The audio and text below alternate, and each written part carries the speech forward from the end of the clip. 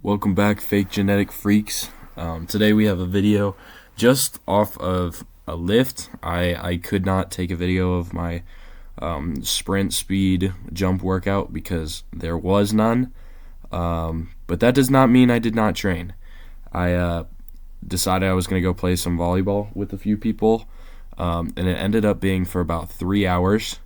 And so there was absolutely no way that I was going to do a speed workout on top of it because I probably hit 100 to 150 plus jumps in that 3 hour time, max, absolute max jumps, which let's just say is a little bit more than my usual. But yeah, I woke up feeling okay, and I did the whole leg day afterwards, so I'm not really worried about it.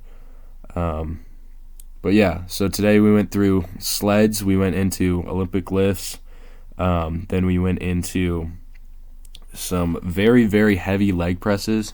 I'm usually a free weight guy, but I was just trying to see where my body was at, and yeah, I knew that my back especially was taking a lot from volleyball, jumping up, twisting, hitting the ball, trying to spike it, whatever. And so I wanted to be a little bit easier on my back, and I knew I was also a family friend asked that I would move some concrete bags, which ended up being about 80 pounds each, and I moved a lot of them. So I knew that my back was going to be a little bit cooked after the day. So yeah, I adjusted my training. Then we went into some one leg squats. We went into some glute ham developer back extensions. Then we went into some hamstring curls and calf raises off camera. Yeah, so anyway, today's topic is going to be about adjusting training, since it's pretty relevant to what I actually did, and then also what makes an exercise dangerous versus what makes it completely okay. So for my sake, today I adjusted my training a lot. So I didn't do any heavy squatting, which is a usual thing for me, and I didn't do as many hinge type movements or heavy hinges, which is also very usual for me. Also, if you look at this leg press, the whole thing starts to kind of bend at the bottom. I think you'll see it in the next clip. Yeah, right here. And low-key kind of scary. Like, I don't know how much those cables can hold, but yeah, it was kind of crazy. But yeah, anyway, going back to what makes an exercise dangerous and how to change up training. One reason I change up training is because I start having pain that I did not expect. So if you expect something and you have it under control, that is one reason to keep doing what you're doing. You don't need to change up your training unless it's something that's unexpected. So after my first rep here, I completely stopped because I'm like, there's something in my ankle that's bugging me. I have incredibly loose calf muscles and really loose Achilles tendons, which lets me get into a really great range of motion.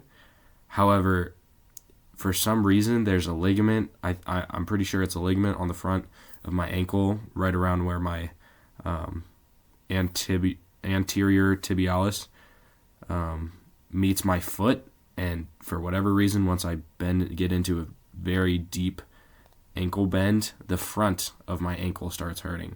So it's not a calf mobility thing. It's just my body doesn't like that position. And so I move weights under my ankles so that I don't have to go into as much of an ankle bend, or I don't allow myself to go into as much of an ankle bend. And it ends up putting more pressure on my quads, which I'm completely fine with. I actually love the feeling of a quad pump, so I'm totally good with that. But also throughout the training, obviously I said I played volleyball for about 3 hours and whatnot, so it's like I can't just expect to do my speed work on top of that and then lift completely normal and then move concrete bags, 80-pound concrete bags around everywhere, because that's like a 100% increase in volume, maybe more. And it would just kind of be not even helpful for my body because I'm just tearing it down more than it can adapt. So I changed it up. I went lighter, still hit some really heavy stuff, still hit a lot of volume, but we took it down a notch, which is really good. Feeling super great for the rest of the day, and feeling like a regular training week. But yeah, going on to the next thing. The next exercise I do are bent back deadlifts, which I think most people would really hate to see. But your back, your spinal erectors are muscles, and so I think it's very, very important to train them. I think people get so worried about slipping a disc or herniating a disc when they're not even strong enough to do it yet. And especially in a slow moving exercise like a deadlift, where it's not like you're falling or you're slipping, which is where most people herniate or slip a disc. You're going so slow that it's just like you're not putting on the same pressure onto your back. And I think most people actually hurt their backs way more from compressional force. So when I do a deadlift, I'm really really trying to flex my spinal erectors, and the weight is kind of coming from just the pressure that the tension I'm putting on my spinal erectors. While if I'm doing a squat and I have several hundreds of pounds on my back, it's because there's pressure on my back because there's a lot of weight going directly from the top of my back to the bottom, not just this sideways kind of from a hinge position. Because like when you're in the bottom of a deadlift, right at the start, there's not really any compressional force. There's nothing pushing down onto your discs or onto your vertebrae. It's more they're trying to stay stable. They're trying to stay straight and flat. So I think most of the time it's more compressional forces that are hurting people's backs. And so when I do hinges, usually I actually feel a lot better. My back starts to feel better after if I would have done squats before. And so it's really important to train your back just like a regular muscle. I think a lot of people had the same stigma with knees over toes.